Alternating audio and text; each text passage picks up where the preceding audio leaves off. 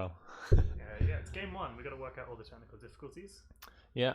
There we go. So Control Shift Oh my god, 3. it's starting. Can you believe it? And we are into game one of Molten versus Savage, the very first game of the DAINvitational. And we'll need to introduce our players here. In the bottom left-hand corner, we have the player from Gold Masters. He is actually the leader of Gold Masters. He is Molten.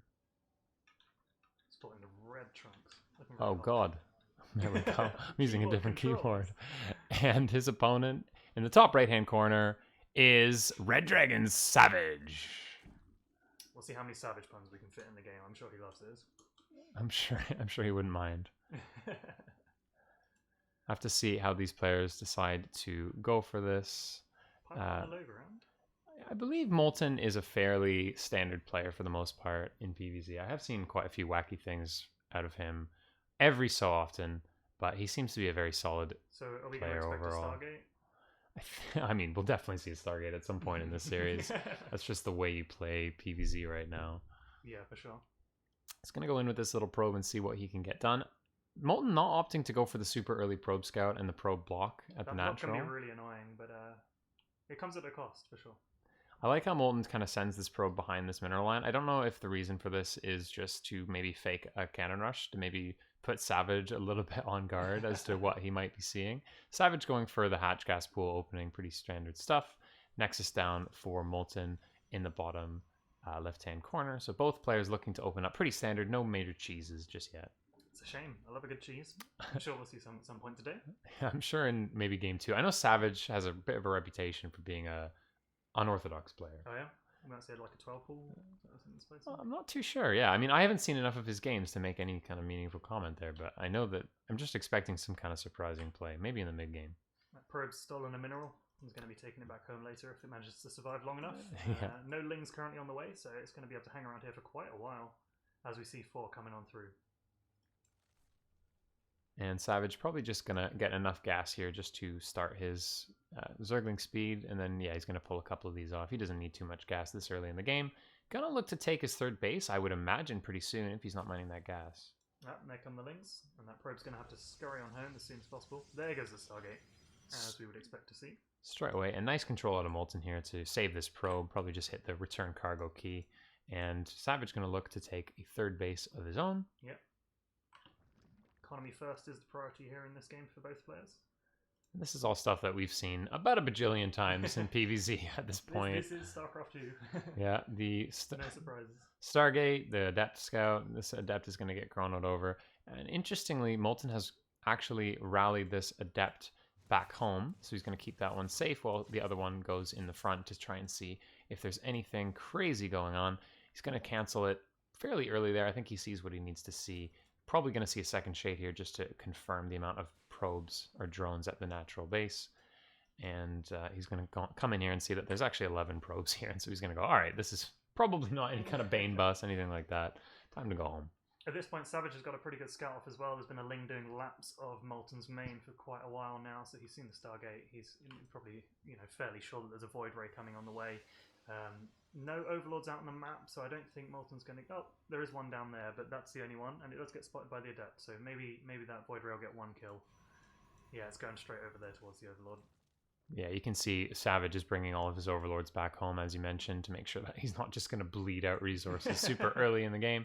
Nice little touches. It's nice to see the Zerg players adapting to the Void Ray heavy meta. They're just super aware that these are going to be a major threat, and the first kill of the game, the first blood is going to come down with this Overlord. Not long for this world.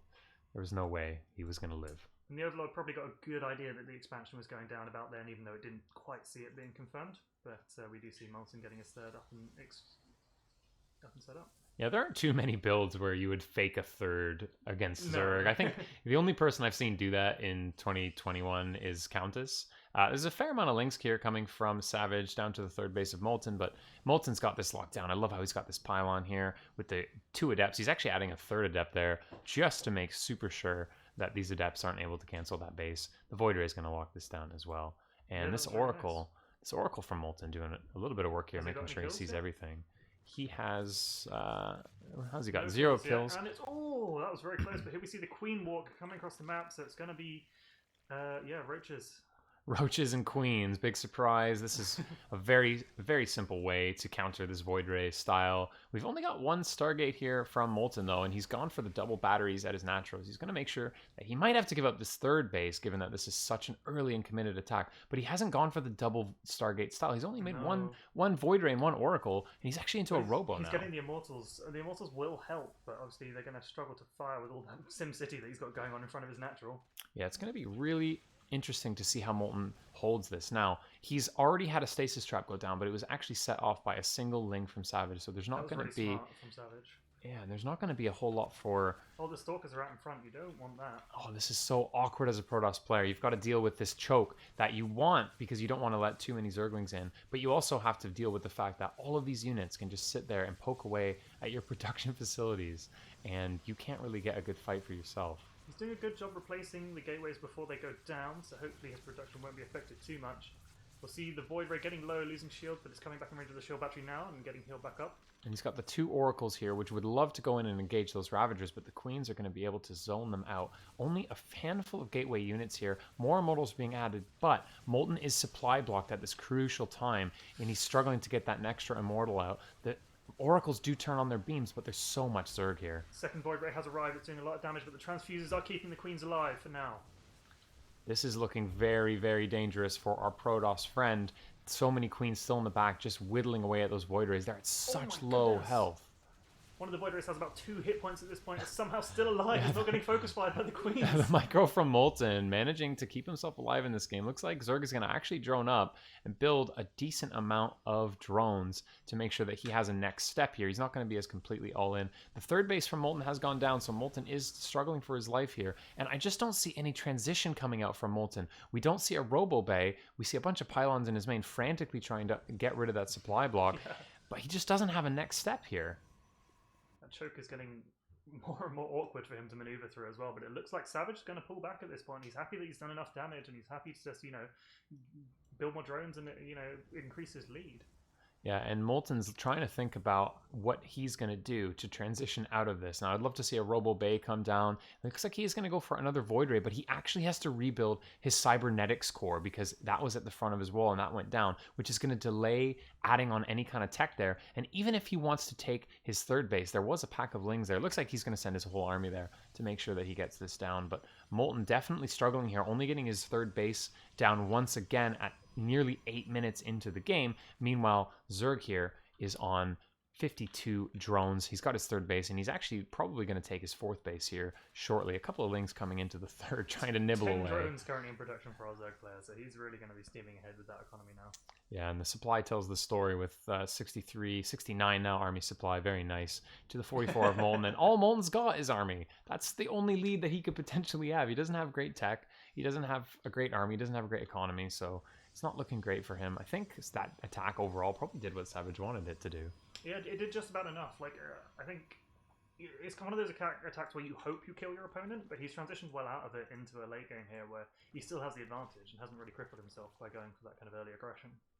And this Oracle is going to get zoned away. Looks like it's just idling for Molten there. He needs to pay attention to this so he doesn't lose it. Nice little tag there, and he saves it at the last minute, so he's not going to lose it. This is a lot of Roach Ravager from Savage, and it looks like he's going to come in for round 2 once again, walking the ladies across the map.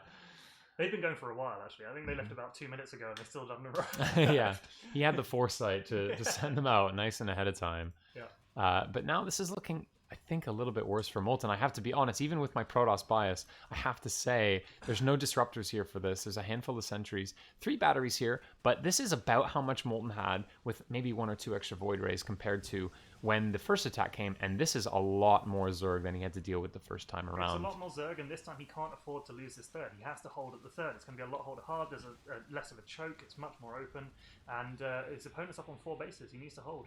A couple of Archons do get morphed, but they're not quite ready for the fight yet, and these Biles are going to connect with this Immortal. A battery overcharge does come down. Looks like Molten is fighting for his life here. He does have an Archon stuck in the back there. Another battery finishing up. So many Biles going down on that Protoss army, but the concave from Zerg is absolutely massive. Yeah, this is looking pretty dire for the Protoss here. Molten's holding on for dear life. These Immortals are doing work, but I mean, there's just so many Queens with loads of energy left for transfuses. I think, yeah, they need to get back in range of those batteries, but they're running out of energy.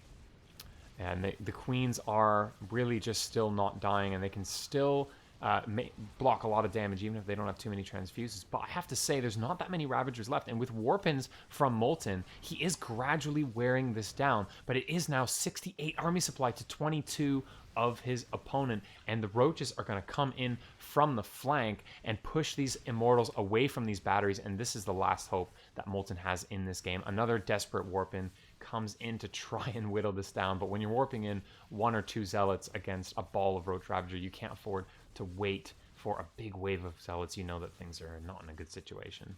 Yeah, this third's going to go down again. His opponent's on 4 bases, producing 5 to 10 Roaches and Ravagers at a time. It's looking rough. And Savage is going to now finish off this base. Molten looking for one last engage, might be able, he thinks this is the last chance he has to save this base. We do have these Immortals. We're going to put their name to the test here to see if they can kill 40 Roaches among them, but I don't know if that's going to be possible. The Void Ray comes in to try and do a little bit of damage on these, but it kind of just tickles those Ravagers. We saw 2 High Templar die before even morphing into an Archon at that point. They were just auto-attacking their wave. And this looks like it could be the final stand here for Molten. And another wave of Zealots is coming in. They're still stuck behind these Immortals. These Immortals doing so much work in this game. Have to say, the third base does go down for Molten. He's putting up an absolutely valiant effort here with microing this and trying to make sure these Immortals stay alive. I'd love to see how many kills that low health Immortal has. It must be in the double digits. Yeah, let's have a look. 3! 3 kills. All right, one of them's got 12. One of them's got 3. Why don't we put that? This veteran, he must have so many kills. He's seen so much combat in his life. This is the most ineffectual veteran I've ever seen. You know how they say in war, like, there's always the soldiers that don't shoot to kill? I think he's one of those. He's just a little bit... He just wounds the enemy and let someone else finish them off. He'd be that guy in your match that's just like screaming that they keep stealing all their kills. He's like, God damn it! So, Oracle from Molten, I do like this effort, comes to the 4th base with now 60 workers from Savage. Does manage to get a few little kills there. I like this. 6 kills from this Oracle. This is absolute desperation from Molten. He's mining out on both his main and his natural. Only 18 worker patches actually left of minerals between the 2 bases, which is basically a 1-base economy. More Zerg is coming up this ramp, trying to engage this. A couple of biles go down nicely. This force field on the ramp is really exactly what he needed. Is he going to be able to clean this army up? Oh my goodness. The amount the Zerg is bleeding out there, like, obviously he's got the economy to replace it, so it doesn't necessarily matter, but like, Savage was still looking to finish the game there, and he just couldn't quite push on through. And all of these little things from Molten are starting to make me believe just a little bit. I think I would have gone from being 0% in favor of Molten winning this game after that first attack to, after that hold, maybe 1 or 2%, which is 2%, a noticeable swing. We do have a couple of Templar, and they do have Storms here. And there are Hydras out for Savage, but Storm, if he has enough of them, can kill all of this. They do have a decent amount of energy. Maybe 2 storms.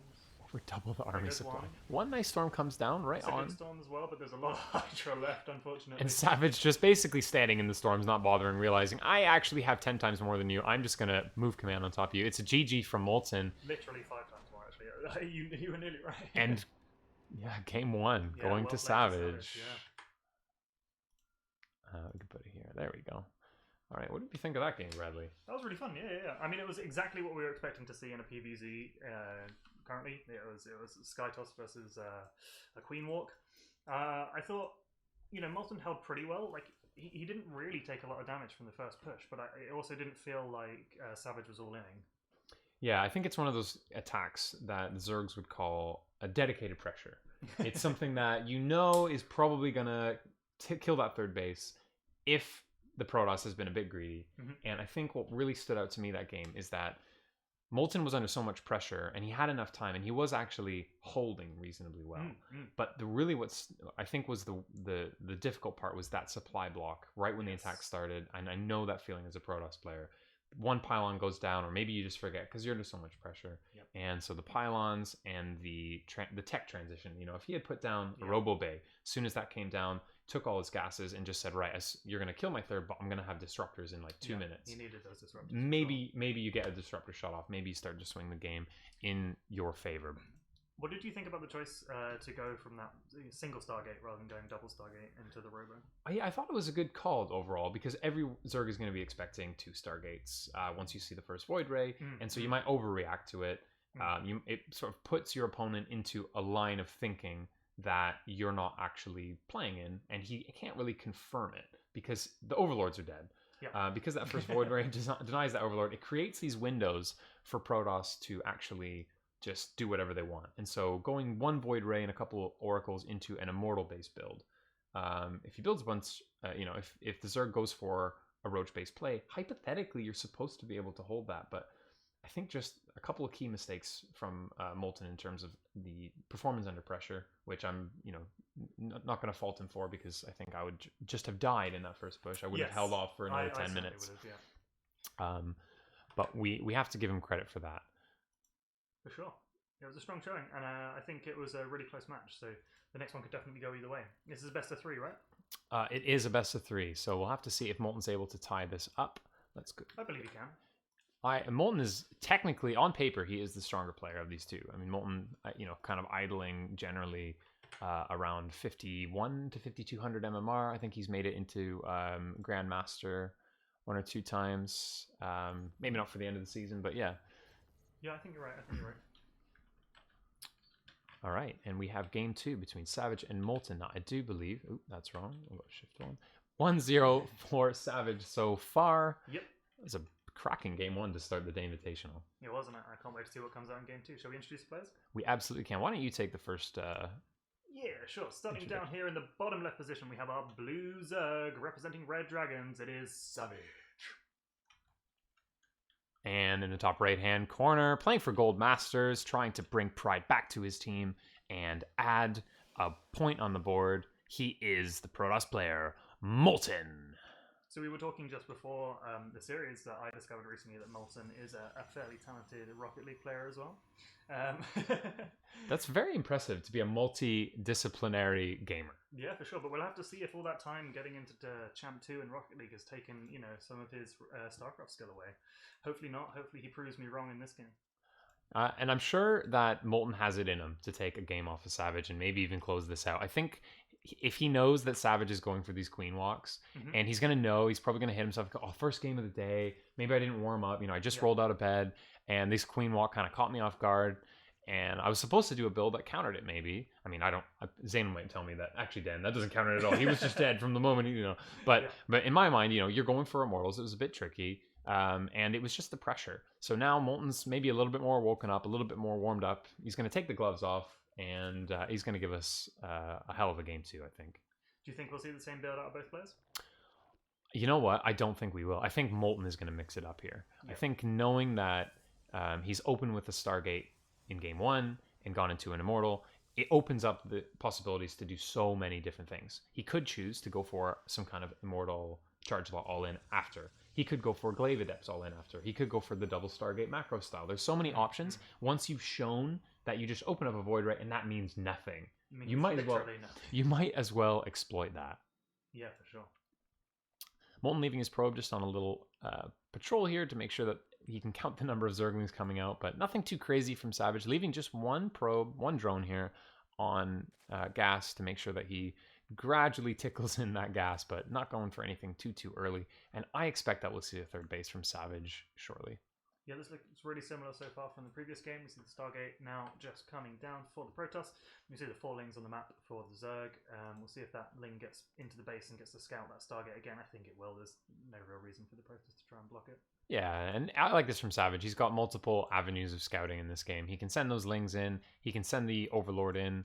This Overlord is a sacrificial lamb in this game. He knows that this is going to die to the Void Ray that inevitably comes out, but he's just going to get as much value out of the scouting as he can. We see the Shade going into the main and just confirming that the third base is there as well. Gets a full scout off this time. Yeah, and crucially, he's going to see that Savage hasn't gone for a layer. That's really what this Adept needs to see, is that there's no layer here. It is possible for a lot of early game shenanigans if the Zerg goes for kind of Overlord drops or a Nidus Worm or anything like that.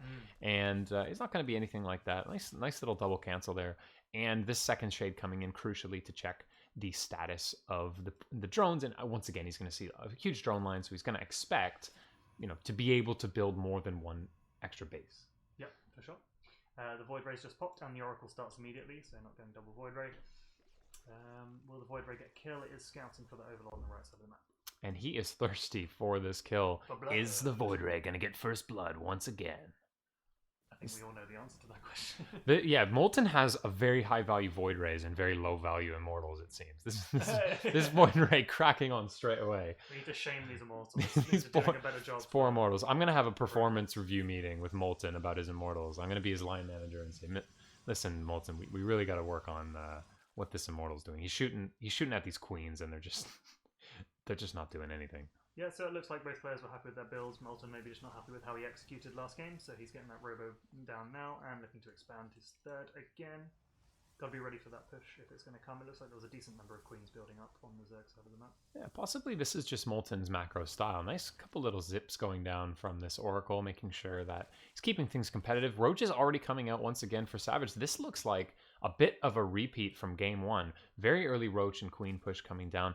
3 queens already halfway across the map. Probably be a couple more. 2 of them turned around them to go deal with the Oracle, which was nice to harass, kind of delaying those queens a bit. Yeah, and does Molten know about this push once again? I think he's seen enough, hypothetically, to know that this is coming again. So he's going to get a second chance to put a dent in this. Is he going to get pylon blocked? Is he going to get a better transition out of this game? 1 Immortal is being chronoed out already, and it looks like Molten is going to be in a similar spot to defending it, at least for the beginning.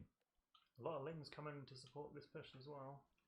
What I don't like about this from Molten is that I think he's underreacted in this game compared to the previous game because he hasn't added all these batteries. He's only got the 1 battery, and I don't know if he even really knows about this. You don't want these queens 3 batteries last game. Yeah, so he's going to be on 1 with an overcharge. And once again, pylon blocked on this crucial Immortal. So he's only got 1 Immortal for this and 2 Oracles and a Void Ray. This is really terrifying. He won't lose a pylon this time because they are all behind the wall, kind of safely tucked away. He's going to lose that Cyber, which isn't the end of the world right now, but the Nexus is going to go down as well. Did he cancel it last game? I think it just died. I didn't see him cancel it, but he did. He's going to lose this pylon, which could potentially pylon block him.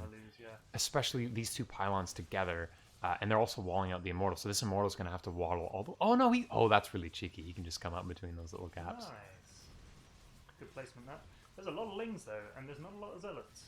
Yeah, and these Lings are going to be able to actually get a decent amount of surface area on these. 1 battery left over, another pylon finishing, so the pylon block isn't going to be as big of a deal, but... The first Void Ray goes down, there's the second one arrives. That's not what you want to see. Oh, you hate to see it happen. I think what we've found out here is that this build from Savage is very strong against any kind of macro-oriented 1 Void Ray play from Molten. I don't know that he's going to be able to hold even his natural base here. Yeah, it's looking really rough. Only got 1 Void Ray left. The 2 Immortals have been trying their hardest with the hardened shields. These Immortals must have so many kills at this point. Look at this low health Immortal. 9 kills. Yeah, all right, 9 and 12. Not bad. And we get the well played the inverted quote as well. In inverted commas. In inverted commas. Interesting. Okay. Well, GG's to Savage. Taking down Oh, no, we're not. 2-0. There we go. Yeah. One of these overlays has us on it, presumably. 2-0, yeah. Smooth as silk.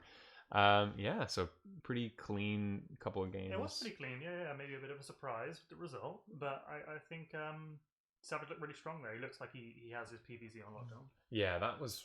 I'm looking at that as a Protoss player and thinking, if I were What Molten, do I do about that? what would I actually have when those Queens and Roaches and Ravagers get there at that early of a timing? I think it's really easy to look at that as a Protoss player, maybe in like the lower leagues, and to be like, wow, I would have held this. Like, Zergs attack me with Queens and Ravagers all the time, and I always have like 4 Disruptors and 20 Stalkers.